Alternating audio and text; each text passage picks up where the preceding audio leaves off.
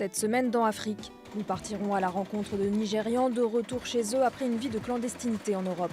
Nous verrons ensuite comment les chercheurs aident les agriculteurs du Zimbabwe à lutter contre la sécheresse. Enfin, nous irons dans le nord-est du Kenya où une ONG sensibilise les femmes à la contraception. Mais d'abord, les titres de l'actualité. 8 ans après l'élection du premier président noir des États-Unis, l'intérêt pour la présidentielle américaine a largement diminué en Afrique. Le continent s'est senti délaissé par Barack Obama. L'Afrique a aussi complètement été occultée dans les programmes électoraux de Donald Trump et Hillary Clinton. La victoire du républicain a été accueillie de manière mitigée. La présidente du Libéria n'a pas pu contenir sa déception. En revanche, au Kenya, la grand-mère de Barack Obama s'est simplement contentée de donner un conseil au nouveau président. Les élections sont là pour être gagnées. Ce qu'il devrait faire, c'est saisir son rôle de leader, tout comme Barack l'a fait. La COP22 s'est ouverte lundi à Marrakech. Il s'agit de concrétiser les engagements pris par la communauté internationale à Paris pour lutter contre le réchauffement climatique. Fin 2015, 192 États ont signé l'accord de Paris et 100 l'ont déjà ratifié. L'élection de Donald Trump a quelque peu secoué les participants de la COP22. Le républicain avait promis d'attaquer le pacte de Paris s'il était élu, qualifiant le dérèglement climatique de canular. Malgré tout, la responsable climat de l'ONU a dit avoir hâte de collaborer avec l'administration Trump pour faire avancer l'agenda climatique. Comme promis, le Kenya a commencé à rapatrier ses casques bleus déployés au Soudan du Sud. Une centaine d'entre eux sont arrivés mercredi à Nairobi. Avec environ 1000 soldats, le Kenya est l'un des plus gros contributeurs de la mission de maintien de la paix au Soudan du Sud, où sont déployés un peu plus de 13 000 casques bleus. Ce retrait est une réponse au limogeage du commandant kényan de la MINUS, jugé injuste par le président Uhuru Kenyatta. Selon l'ONU, le commandant aurait échoué à protéger les civils lors des affrontements meurtriers de juillet à Juba. La présence de milices armées et de gangs criminels envenime la situation dans la capitale sud-soudanaise. Entre 2000 et 3000 personnes fuient chaque jour en Ouganda, où se sont déjà réfugiés plus de 200 000 Sud-Soudanais. Les forces de 2 régions semi-autonomes se sont de nouveau affrontées dimanche dernier au nord de la Somalie. Bilan 25 soldats tués et 30 blessés. Les régions du Puntland et du Galmudug se rejettent la responsabilité des combats. Quelques jours plus tôt, les dirigeants du Puntland et du Galmudug avaient signé un accord de paix à Dubaï. Les tensions entre les 2 régions avaient éclaté en septembre lorsque 13 soldats du Galmudug ont été tués. Le Galmudug avait alors accusé le Puntland d'avoir dupé les Américains qui pensaient cibler des Chebabs. Le Galmudug a toujours soutenu que ces 13 soldats avaient été tués par une frappe américaine.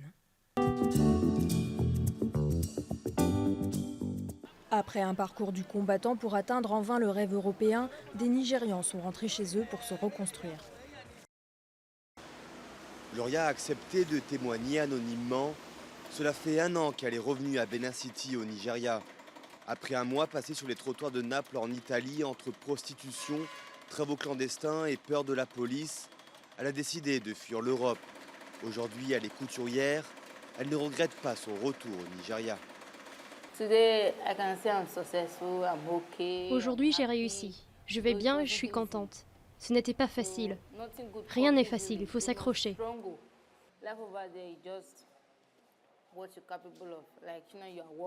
C'est en travaillant que la vie est intéressante en Europe. Mais nous, ils nous emmènent là-bas clandestinement. Et la vie devient un enfer. Le trafic d'êtres humains est un fléau au Nigeria. Ils étaient 22 000 en 2015 à rejoindre l'Union européenne via les côtes italiennes. Roland coordonne une ONG pour sensibiliser les jeunes de Benin City à l'immigration illégale et l'aide au retour des exilés malheureux. Tant que la situation économique restera mauvaise, les gens vont continuer à partir en quête de meilleures opportunités. Malheureusement, beaucoup d'entre eux seront victimes de trafic humain. Mike a bénéficié d'une aide au retour après le refus de sa demande d'asile en France. Le processus de rapatriement est laborieux, mais avec cette aide, il a réussi à ouvrir un petit commerce.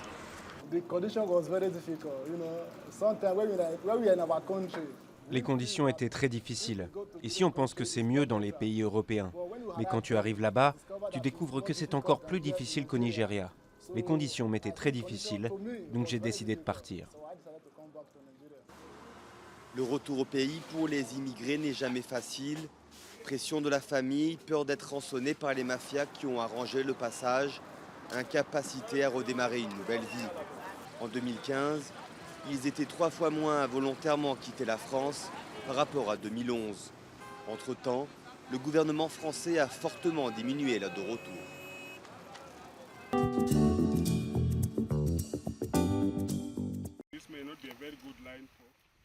Cosmos Magorokocho travaille sur un nouveau maïs hybride, capable de résister à la sécheresse.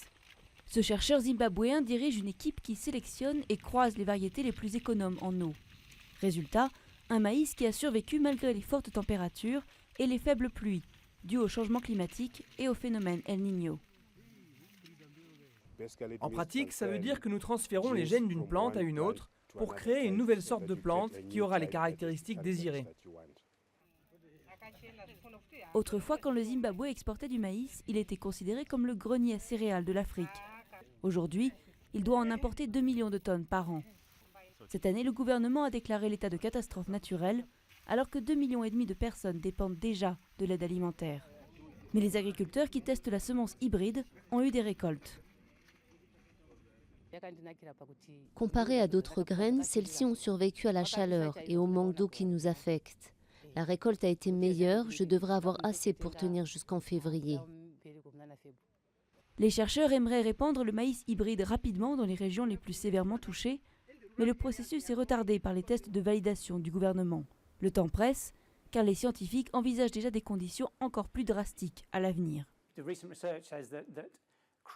Les recherches récentes montrent que les cultures n'arrivent pas à suivre le rythme du réchauffement climatique, simplement parce que les plantes mûrissent plus vite sous des températures élevées. Et quand elles mûrissent trop vite, les récoltes sont moins importantes. La sécheresse est l'un des enjeux clés de la conférence internationale COP22 en cours au Maroc.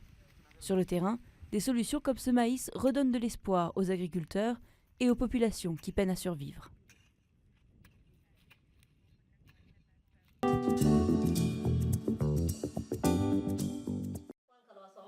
Parler de sexualité et découvrir les différents moyens de contraception, c'est l'objet de la discussion aujourd'hui.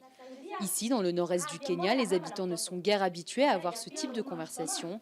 Dans la région de Wajir, seuls 2% de la population utilise des moyens contraceptifs, contre une moyenne nationale de 58%.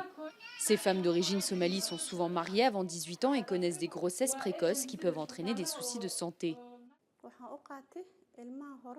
J'ai commencé à utiliser le planning familial pour être en meilleure santé et pour que mes enfants soient en meilleure santé. Avant d'espacer mes enfants, j'étais très malade. Au début de ma grossesse, je ressentais des douleurs aiguës et pendant l'accouchement aussi. Aujourd'hui, ça va beaucoup mieux. Si Safia va mieux aujourd'hui, c'est grâce au programme de sensibilisation lancé en 2014 par l'ONG britannique Save the Children en collaboration avec le gouvernement kényan. Un véritable défi car dans la culture somalie, une grande famille est symbole de richesse. Ici, une femme donne naissance en moyenne à 8 enfants.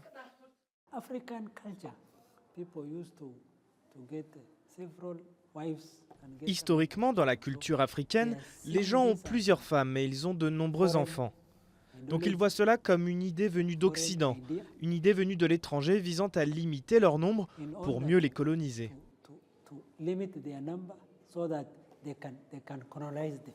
Le programme s'est aussi heurté aux croyances religieuses des habitants, nombreux à penser que le planning familial est proscrit par l'islam. Pour faire face à toutes ces réticences, l'ONG a sollicité l'aide des influents chefs religieux.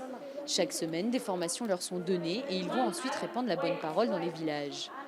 Après plusieurs semaines de réflexion et après avoir reçu la bénédiction de son mari, Fatouma a ainsi décidé de se faire poser un implant contraceptif. C'est une décision personnelle d'utiliser le planning familial. Et vu que ma religion l'accepte, eh bien je vais l'utiliser. Comme Fatouma, plus de 3000 femmes ont débuté un planning familial au premier trimestre de cette année. Elles étaient moins de 1400 un an plus tôt. En 2 ans, les résultats du programme de Save the Children sont très encourageants.